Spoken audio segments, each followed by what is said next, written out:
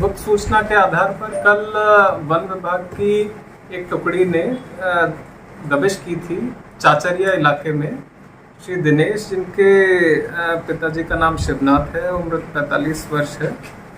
और वहाँ पे जब सूचना मिली, जब जानकारी हमें मिली कि बहुत सारी सागौन की लकड़ियाँ हैं और कई सारे फर्नीचर हैं और उनमें से अधिकतर क्रूड फॉर्म के फर्नीचर्स ही थे, बाकी ज़्यादातर उसमें बल्लियाँ थी, सागौन की सिल्लियाँ थी।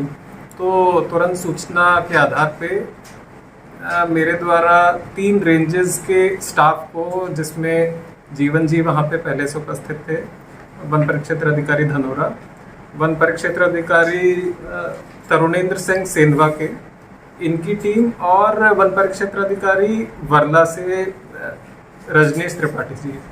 तो 3 रेंजेस की संयुक्त कार्रवाई हमने की और वहाँ पे बहुत अधिक मात्रा में सागौन की अवैध रखी हुई लकड़ी की और वहाँ पे अवैध आरा मशीनों की 2 आरा मशीनों की जब्ती की है और कई सारे चेरान के उपकरण भी हमें मिले हैं। और कार्रवाई अभी तक प्रचलित में है। कल पूरी रात कार्रवाई चली है और अभी भी जब्ती की कार्रवाई चल रही है। जब्ती जो हमने की है वो एग्जैक्ट अभी मात्रा बता पाना मुश्किल रहेगा, पर ये 4 आयकर के जो ट्रक्स होते हैं आयशर के, उसमें आए हैं 1 ट्रैक्टर और 1 पिकअप वाहन।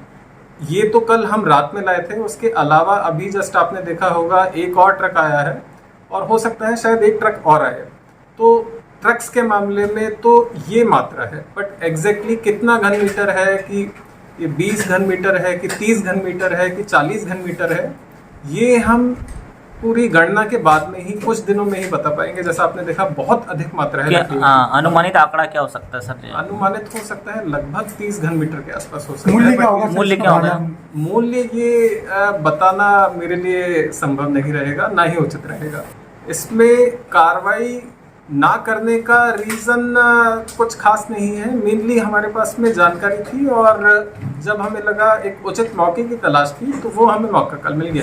देखिए, मुखबिर तंत्र चूक में नहीं रहा और उसका कुछ ना कुछ सक्सेस थी, तभी हमें जानकारी मिल गई, बिल्कुल सटीक जानकारी मिली।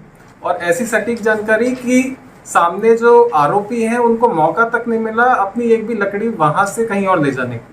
तो इस चीज में मैं मुखबिर तंत्र की और हमारे परिसर, बिल्कुल ये लकड़ी की मात्रा जितनी है उससे लगता तो है गिरोह है पूरा, और इंटरस्टेट गिरोह लगता है। ये लकड़ी की जो साइज है वो इतनी मोटी है कि सेंधवा वन मंडल में वो नहीं होती है सागौन, और उसका जो फीचर्स हैं, जैसे थोड़ा लाल रंग की ज्यादा है, तो वो भी यहाँ के जंगलों में नहीं होता है।